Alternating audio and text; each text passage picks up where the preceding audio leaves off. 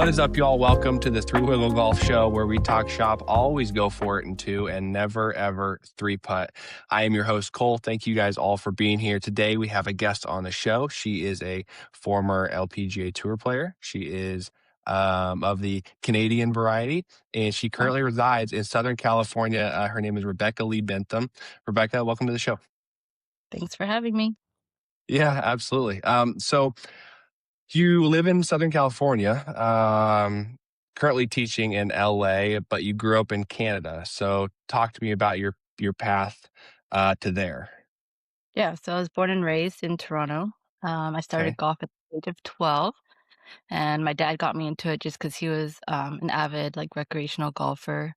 You can say he was pretty much obsessed. He got himself to a scratch player, just self-taught, looking at golf magazines and little instructional videos back in the day. Just remember him doing lots of practice swings in front of the mirror, just in like the front entrance of our house, chipping on the Yeah. carpet, stuff like that. And then yeah, so I guess the more he played, he realized there was an opportunity for me to get like a scholarship if I really put myself in there with tournaments and stuff. So at the age of 12, he pretty much taught me everything he knew. Practiced almost every day just off the bat. It wasn't like, "Oh, let's see if you like it." It was like gave me, like, maybe 2 days to see if I liked it or not, and then once I was like, "Yeah, I can see myself doing this instead of piano class," which I hated, he let me switch. So he's like, "Okay, no more piano, violin lessons. We'll just stick to golf." And then I kinda got hooked at the beginning just because he made it a little bit more fun, compared to just practicing piano and violin inside the room by myself. Yeah. Um Right. and then I kinda liked sports as a child, so it was just more, what I enjoyed, being outdoors, hitting a ball, and so when he saw potential, he signed me up for tournaments after a year. So I So guess when you're 13, 14, I guess. yeah, 13. So for a Yeah. whole year, he wouldn't really let me play on the course. He kinda just wanted me to work on my swing, my short game, my putting, just, like, my skills. And then I played maybe like a few rounds, and he's like, "Okay, I think she can handle it, just learning the rules," and then threw me into my first qualifier tournament. Okay. Um, I think I remember it was like March, so the season was just starting. And that day in my qualifier, I think it snowed, it rained, and it hailed, and it was just miserable, but it was my very first competitive round. I remember having just so much adrenaline, I didn't feel the cold at all, and I was playing in just, like, a t-shirt, and my dad was, like, shocked that I didn't wanna give up, and I finished 18 holes. I was probably one of the youngest ones there because it was 18 and under field, and I think I probably missed it by a long shot, maybe, like, 10. I shot 92. And then, like, the qualifying round that made it was, like, 82, right? So I wasn't even close, but then that was the first time just feeling that adrenaline, Yeah. and really, like, why I practice so much, and Yeah. seeing, like, the girls out there competing too, motivated me a lot. And then first tournament that I got into, it wasn't like a qualifying one, you can just enter. I ended up coming 3rd and got my first trophy. So it was, like, a quick into tournaments, doing well, getting hooked, and that was, like, the start of it. Yeah. That's so crazy. Okay, so you literally answered my question, which was what got you into golf and what, hooked you. You answered both of the things. But what's really crazy about what you just said is I can't imagine starting to play golf, getting just hooked by the innate nature of like hitting the ball. Like you have that like competitive instinct, I think, as a golfer where it's like you just know the innate challenge. And so that is part of what drives you. But you can't like go unleash it, like and go put the fury out on the golf course and like do the thing for you said a year, like roughly? Like Yeah. So that's I insane. I really focused just on, like, swing mechanics. My dad would we set up, like, a net in the garage because in the wintertime, you can't go outside and hit balls, the ranges are closed, so he set up Yeah. a range mat, and I would just hit for 2 hours just straight after school. It would be freezing cold even in the garage, and I would just try to get good contact. You can't really see the ball flight, but it's all just off feel, and then Yeah. he would give me drills with, like, a 5-pound dumbbell just going through the motion. He would make me swing a 5-pound dumbbell, like, 100 times, just to get my body Wow. just learning how to go through the motion again and again. Yeah. Yeah. I mean, I don't know. I mean, that's definitely I mean, you have to develop, like, really good core strength and balance, if you're swinging a 5-pound dumbbell. Like, obviously, you're not swinging it I wouldn't imagine he's having you, like, swing it hard, right? It was probably more of, like, a strength and stability thing, or was he actually having you It would be more like half swings, but it's more kind of feeling the low point, just, like, swinging the weight around me, for Okay, 10. okay. It Yeah. wasn't that straining, but it was more Yeah. the body rotation, feeling like, coming back at impact, feeling the low point, swinging through with my hips. Yeah. Yeah. Yeah. That's really cool. Okay.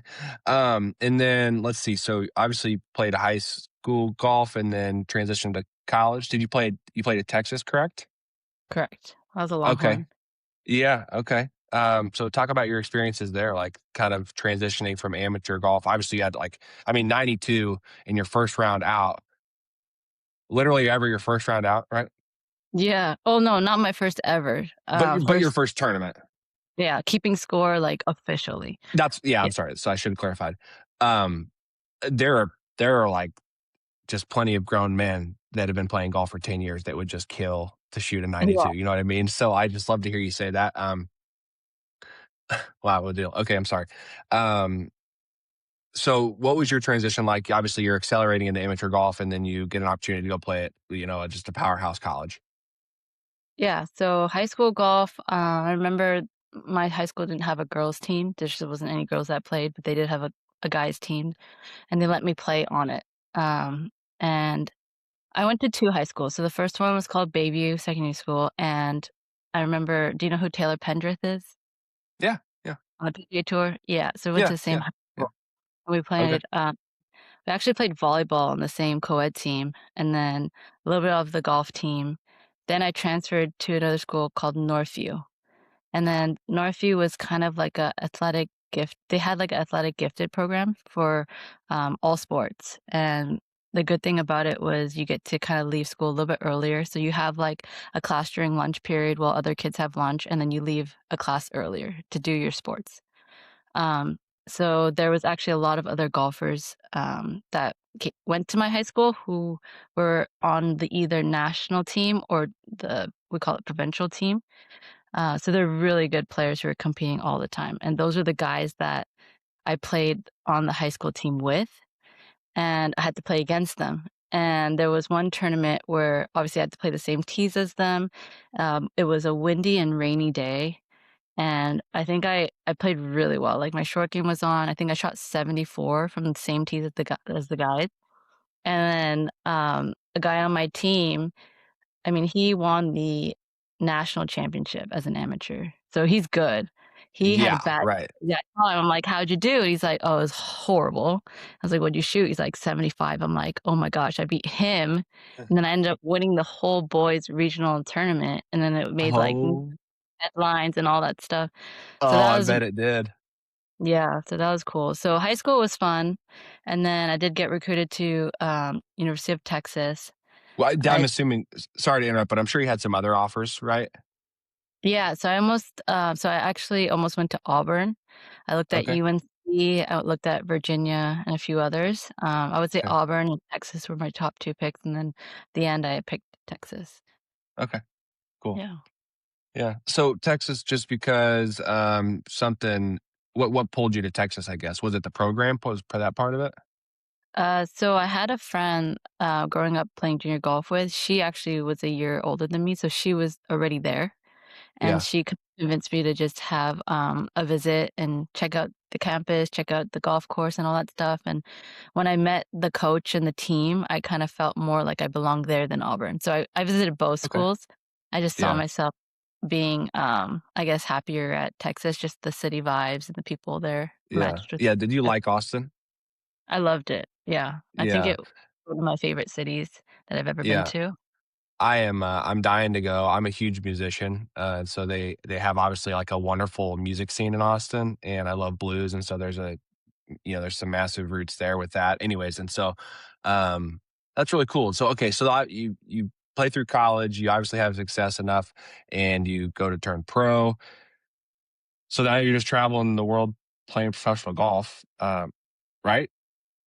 Yeah, so I went to Q school the year of, I wanna say 2011. And then I remember going to 1st stage, 2nd stage, 3rd stage, and just being such a grind. I literally practiced every day, all day, just to try to make each stage. And then at final stage, you had to be top 20, and I was just on the cusp of it. In the final round, I think I might have been outside the top 20 maybe, and then I played really well. I think I shot like 5 under, and then that pushed me up to like ninth. So I got my full card first try, and that's kind of what got me on the tour. Yeah. Wow. And so you played for a while and then you retired, but then you played again and then obviously now coaching. So like are you gonna play again? Like what's So yeah, so I played. So that was my first year on tour. My rookie year was 2012. okay. Um, But that year, it was hard as a rookie, you don't know, what it's like really to travel full time yet, like, so many new Yeah. experiences that you need to adjust to, it's like traveling my dad, like, 24/7. I mean, there's a lot of learning curves together that we had to go through, um, yeah, and you're playing against the best in the world, so, obviously, Yeah, to keep your card alone, it's hard, so I ended for up sure. just outside of the, top 100, which is what it Okay. takes to keep card, full card. So then I Okay. had to go back to 3rd stage. Um, Okay. and then so the good thing is, like, you don't have to redo 1st and 2nd, you just bypass all that to 3rd stage. Um, If you get a tour card, then you always have that opportunity? yeah, so as long as you had your tour Okay. card outside, you just go to 3rd. Okay, Uh, cool. and I ended up winning that year, so coming 1st, actually So earn it tied right with, back. yeah, so I tied for 1st with a girl named Arya Jutanagarn. And then got my full status back, played well that year, got to play all the Asia events. So I got to play in, well, not all of them, but I got to play Japan and Taiwan, and those are, no cuts, so that was nice. Yeah. And, like, travel's all paid for, so you don't have to worry about paying for your caddy and hotels and all that. So once you get to play in the Asia events, like, That's like a it, vacation golf tournament, yeah, basically. great, yeah. That's how you secure your card for the next year. So then I ended up playing for 2 more years after that, went through a hip injury. I think the doctors just said it was probably from overuse, just hitting so many balls, like repetitive motion. Yeah. S And then I was at some trampoline place with my host housing. So I was at a tournament, my host housing had kids, and they're like, "Oh, we're gonna take the kids to some trampoline place," and I was like, "Okay, cool, I'll just check it out," and I don't know what I did, but that's where I felt just, like, a little, I don't know, it didn't feel anything, like, major, but days after, I'm like, "I can't even walk anymore, I can't swing," and because of that, I had to take 3 months off during the season, and, basically, pretty much that's why I lost my card that year. Yeah, Went back, right, yeah, you couldn't play. yeah, and then went back to Q school again to 3rd stage, 3rd time there. Didn't get it top 20 that time, and then so I had to play on the Epson tour, Okay. which I think that's really hard to do, to get your full card and then be bumped down to Epson. And then I was still dealing with a lot of back and hip. Is that, sorry, and don't I just don't know. Is that the equivalent of, like, somebody like a guy going from PGA Tour to Korn Ferry or Correct, yeah, that's exactly the DP same to thing. Challenge Tour or something like that? Okay, that's what Epson Tour is, okay. Mm, yeah. So, then I had to try to get top 10 that way, and then I would get Yeah, my card. But that year, I just mentally wasn't there, just dealing with the injuries, and, I think I did feel a little bit of burnout. yeah, And that's when I decided, "Hey, I wanna try something else," and that's how I went into coaching. gotcha. That actually perfectly segues into my next question, which was, was playing professional golf for you always on your radar, or is it something that just kind of happened so naturally because of, like, your discipline and commitment from a young age to, like, just accrue that like, skill level that it was there, and then that's essentially kinda how burnout came down the road for you? I think, ever since almost, like, day 1, being a pro was kinda on the radar, like, that was the goal. Yeah, I mean, ultimately, yeah, I wanted to get the scholarship and win tournaments and stuff, but I think playing on the LPGA tour was, like, always there. Yeah. Yeah. Okay. Yeah, I love that. Um, so coaching was a natural progression for you to some degree, right? I mean, I think just staying like you could do a lot of things in golf if like you know you have the passion for golf. Um, where did coaching come from? Actually, it wasn't the first thing on my mind, Okay. just 'cause as I was playing, my sister would be like, "Hey, can you give me some lessons? Like, help me out." She doesn't play at all, and, those times I remember, like, trying to help her, I had 0 patience. I didn't know where to start. Like, I had my own swing to worry about, I didn't know how to fix someone else's. So I she just told me, like, I'd be the worst coach. She's like, "If you were to ever become a coach," right? And so that was there really until I posted that I was retiring from the tour life, and, somebody random reached out to me who owned an academy and said he's looking for a female golf coach, and I'd be a great fit if I wanted to kind of see how that went. So I kinda met up with him, and I told him, like, "I don't really have experience coaching," but he's like, "You'll learn. I can teach you everything, mentor you." And I was like, "Sure, let me try." I have nothing else, like, planned. So that's how I got my foot in the door with coaching, and it definitely humbled me a lot. Like, even though I know how to play golf, teaching is definitely different, and, um, made me really focus more on the fundamentals and understanding what the fundamentals are and the step by step of, like, how to diagnose a swing. So I read a lot of books, I studied a lot of, just other coaches, and I had a lot of mentors, which I was lucky to have in Canada. So after working for him, I worked for my old golf coach growing up. Um, and I think I learned a lot just working with different players, and I worked with a lot of juniors too. And when you work with beginners, it forces you to really then focus on just a good setup, good fundamentals. And I think that really actually helped my game too. And Yeah. yeah, so the more I understood the golf swing and um, practiced kind of what I preached to other students, I felt my game, without practicing a ton, just naturally got more simple and better. And when I went Yeah. out and played, I was like, "Oh, yeah, I'm kinda enjoying this a little bit more." Like, I enjoy the game more than I did before. And then so that led me to play a few, like, local pro events, and I played one where final round, I shot my career best, which was, 9 under in the final round.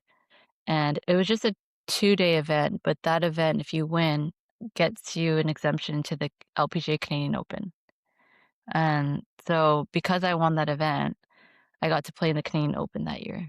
And that kinda shot me back into, "Okay, maybe I can go back and play again," but I didn't know for sure if that's something I really wanted to do because I did enjoy coaching.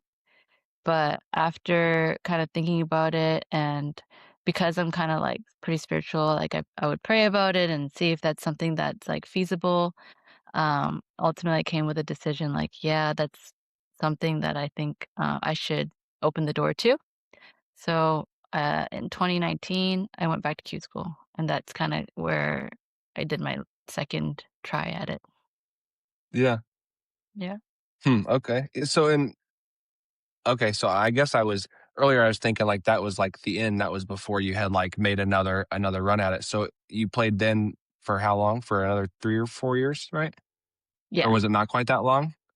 Well, Yeah. COVID. So, I played 2020, and then my first tournament, um so I only got my Epson Tour card again after Q school. Okay. So I Okay. the 3rd place by 1 shot, and then played Epson. My first event, I came, like, 13th, and Okay. then COVID hit, and then it was like, "Go back to Canada and quarantine." Yeah. So 2020 Gotcha. ended up a wash. Yeah. Gotcha. Um, well, it sounds like you went back because you were pulled to it because for the you like you found like, you know, for lack of a like a cheesier term, like for the love of the game, like you found the right reason to go play instead of I don't know maybe work or you know like the being overly cerebral. You made the comment about like helping beginners and it made you better because it's simple and like those kind of things. You know, um, So you're into coaching. Okay, I gotta ask too. You said there was something, it wasn't the first thing you wanted to do. There was something else? No, I didn't know. I didn't know what I wanted to do. I was up in the Within air. golf. Okay. It just wasn't your first choice. Yeah, I think I wanted Coaching. time to figure that out, like, what I want to do next, but then Yeah. that coach just kinda, like, came real quick. Yeah. Gotcha. Yeah, And where are you coaching now? Because you're talking about that was back in Canada, correct? correct. Yeah. So I did a Yeah. few years coaching in Canada, came back to the US to play, and then met my now husband and decided to just stay here in California, and now I teach in Orange County, so I teach in 2 different locations. Okay. Gotcha. Yeah. We chatted about that briefly before the indoor location, which what's it called in? Because I want to look it up. Yeah, so one is called Even House, Okay.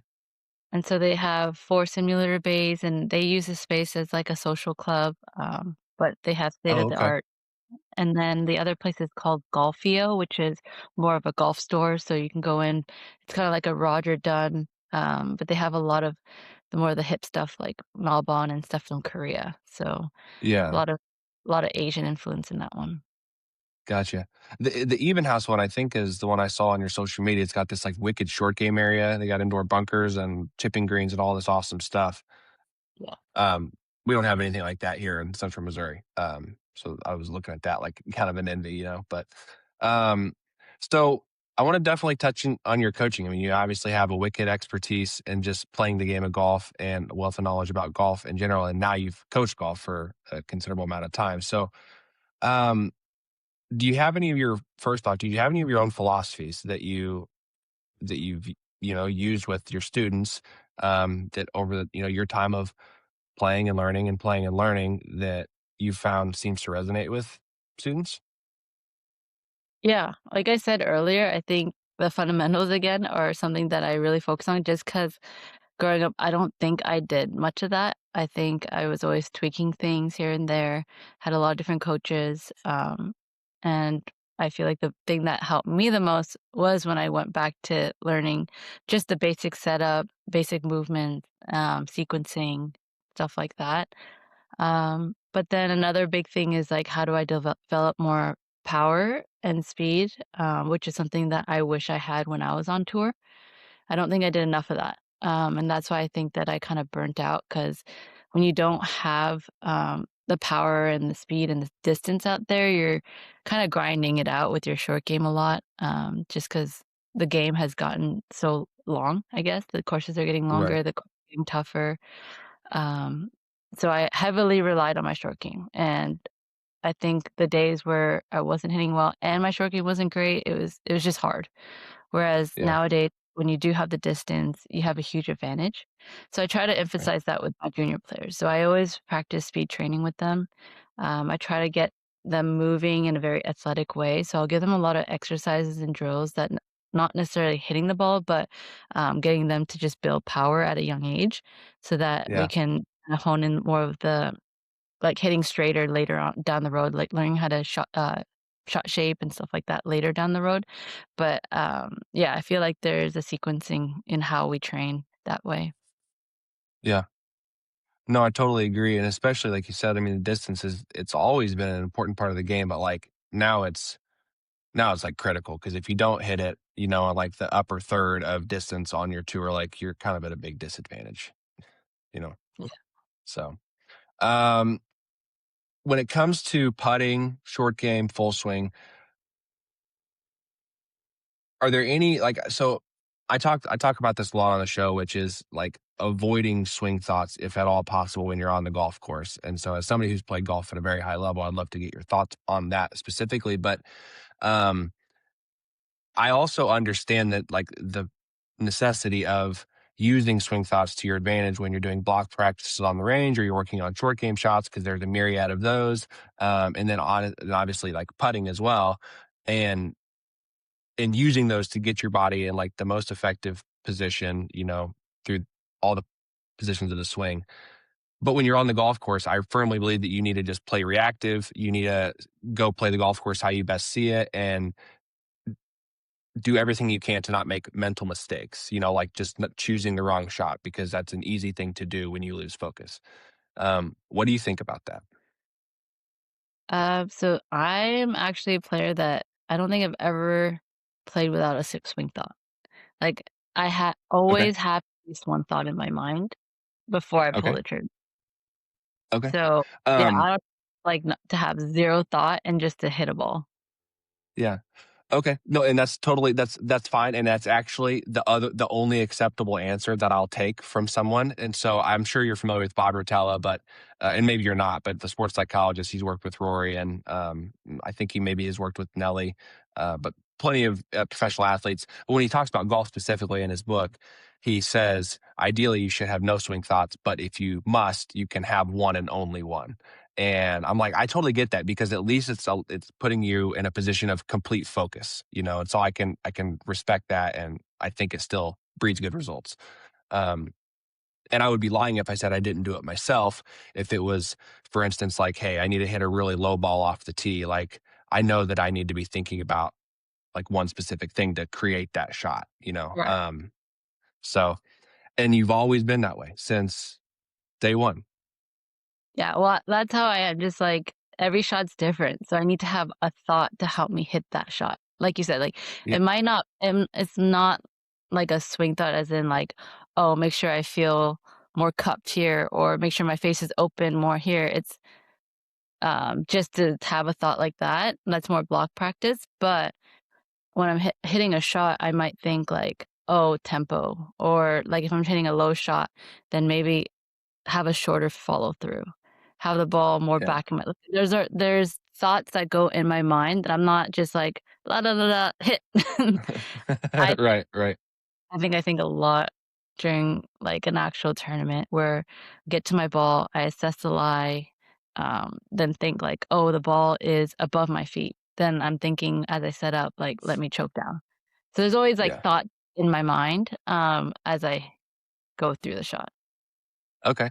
Now, is that something that you touch on with your students in terms of like both your own preference, but talking to them about like maybe doing what works best for them? As for example, like if you maybe find a kid who just plays other sports and he's like naturally a reactive person, so like playing without swing thoughts like might work better for him, or do you try to advise most of your students to like commit to one swing thought?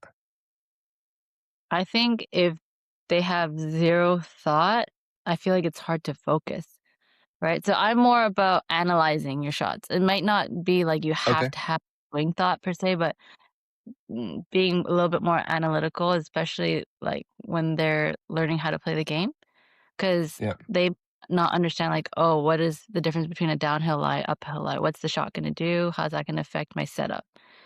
Yeah. So I want them to understand how everything works, because swings are different too, whether you wanna hit low, high, cut, fade, like, I think you have to have somewhat of a swing thought to create those, if that Yeah. makes sense. No, and I totally agree with that. And I I guess when I say like playing without a swing thought, I mean like exactly like what the swing thoughts that you mentioned that are for block practicing, you know, like cupped wrists or you know like tucked elbow or whatever it is, because there's a million different like feels that golfers, because we're all a little psycho in that way, that we can refer to and use, you know, as we're working on our swing. And so I when I play rounds with buddies and like just anybody, um, and they're vocal on the tee box as they're standing over the golf ball, they'll oftentimes say these like swing thoughts and couple it with like a negative connotation, and then the shot is like horrible. Like the negative connotation is one thing, but they're saying these like two or three or four different swing thoughts, and I'm like, and obviously you know this, you don't solicit advice to people on the golf course unless they ask for it. But you just know what's coming is it's not going to be a good result because they're just not focused on at least one thing. Yeah, I feel like if you have one good swing thought, it can help you play really good golf. Like, say Yeah, if you are just hooking the ball nonstop, and that one fix your coach gives you is, like, try to just hit, like, a punch shot all day, like, just a shorter follow through, try to feel like you're kinda holding it off, like a little lower punch shot all day, and you see that your shot just gets a lot straighter that way. You go through your whole round, you might duck hook a couple, but then you quickly realize, "Oh, I didn't do that hold off as much as I needed to. Next shot you do it, you're like, "Okay, that's straightened out again." And you go through your whole round. Now Yeah. you expect, you kinda know what your ball flight's gonna be. You have 1 miss, 1 correction versus, like, spraying it right, left, not knowing what you're doing. Does that make sense? Yeah. No, 'Cause I remember absolutely, absolutely. I played in the US Open at, Pinehurst number 2, where Michelle Wie won, and that week, all she did was punch shots. Like, every follow Yeah, through was like a shortened follow through, which helped her hit it straight and helped her win the tournament. So, it's just yeah, that you have one thought that just carries you throughout where you know what your swing's doing. yeah. No, I love that. Okay, so I got just 2 questions left for you, Rebecca. Thank you again so much for coming on the show. Where do you find the most satisfaction in coaching? I think, having a relationship with the people that I'm teaching and then just seeing them improve, just I don't know, there's so much gratification just seeing the improvement. I love doing before and afters, like giving them the video. So I'll usually take one at the beginning of the lesson, kind of go walk them through it visually, just be like, because sometimes you don't feel what you're doing. And so when I show them, I'll be like, "See how the club's inside?" Then they're like, "Oh, yeah, that's a lot." Versus if I just tell them without showing them, they don't really have a sense of how much they're doing it. And then as we work through drills, and then at the end of the class, I'll take a video and they're hitting it much better. And I show them like, "Oh, now your club is in front of you. It's a much better takeaway. Your shot's not going as left or whatever, they see the difference and they're like, "Wow, like, that's huge." And the smile on their face, the excitement, just their excitement to keep going. I feel like there's a lot of gratification in that just because I know Yeah, the feeling. yeah, yeah, I would imagine so. Okay, and then I actually am getting ready to start helping out with our high school team here in Boonville, Missouri, this little tiny nothing town in central Missouri I was telling you about earlier. But um, what advice would you give me? I've been thinking about it a lot, and I'm getting really I've got a lot of these like thoughts going on because there's this one kid who I've been mentoring a little bit for the last year and a half, and he's a really really good player, and he's the best player on the team by a mile. And I'm having this issue about I'm gonna get there and I really wanna, like, help him and help him develop, but I know that I need to be working with these other kids, and these other kids are, all shooting, 90 to 95 to 100, but this kid Brooks, he's shooting mid-70s, he's throwing around under par here and there, and so, like, he's really got it going. Um, how to best work with these beginners? I'm like, I you made that comment, just basics, fundamentals, like, really just grind that home with them? Yeah, and then a lot of short game. I think they can save a lot of strokes just being a good putter, and then just around the green, just not making, big mistakes where they're just sculling it across and across over and over. As long I mean, everyone's gonna hit missed shots with full swings, but if you have more confidence around the greens to get it in the hole, your score is gonna get lower. So give them a lot of drills, just start from 3, 4 feet, work your way around that, and then get longer, make sure they're good at feeling the green speed, so lag putting from, like, 30, 40 feet, getting good at that, then chipping, put a ring around the hole, maybe, like, a 5-foot radius and see how many they can get inside, and then just really gamify it so that, they're motivated on their own to kinda just, um, be better, just instead of saying, "You have to do this," it's like, "Can you do this?" And they challenge themselves. I love that you just said, "Can you do this?" Because the first thing I would do is, "You guys gotta, like, drop and give me 20 type of thing," you know what I mean? Like, set up 4-foot putts and hit 50 of them. No, I love that you said that. What about, like I know there's gonna be kids on the golf team probably that, like, maybe aren't super, like, pulled to golf, but they're just playing because their buddy's playing, like, do you have any thoughts on how to, like, encourage them and get them excited to, like, I don't know, like, put more effort and time into it because I think golf can be a really rewarding effort when you do it the right way. Yeah, so if you do mini games and challenges, so set up putting like little putting competitions and games where they're playing against each other, every kid's gonna wanna win. No kid wants to lose and come last. And so you can do like a last person has to drop and give me 20. Nobody wants to do that, right? Everyone's watching. Or you can do like a team game where they have to do a certain thing as a team, and if they succeed, like, they don't have to do laps, but if they all fail as a team, the team goal, then you do 5 laps around whatever, and so they feel motivated because nobody wants to let the team down either. So those Yeah. are 2 ways Yeah. I like to challenge them. Okay. Thank you so much. I'm literally gonna use all that. Everything you just told me, I'm gonna use it day one. So thank you so much. Rebecca, do you have anything you want to share with listeners? I don't know. I think maybe you got a business. Do you want to promote that? Your personal page? Go ahead.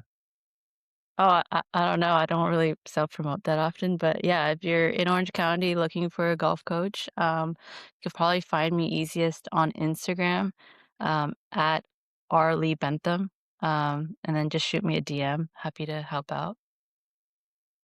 There you go. Sorry, I didn't mean to put you on the spot like that, but I don't know what's appropriate, what's not. I just kind Yeah, of go with the yeah, flow it's with people. normal, So it's good. that's all right. Thank you. That's all right. Yeah. Thank you so much, guys. Tune in. Make sure you go follow at Three Wheel Golf Co on Instagram, TikTok, YouTube. And we will see you next Monday morning for the weekly wrap. See you next week. Peace. Thanks, Rebecca. Bye. Thank you.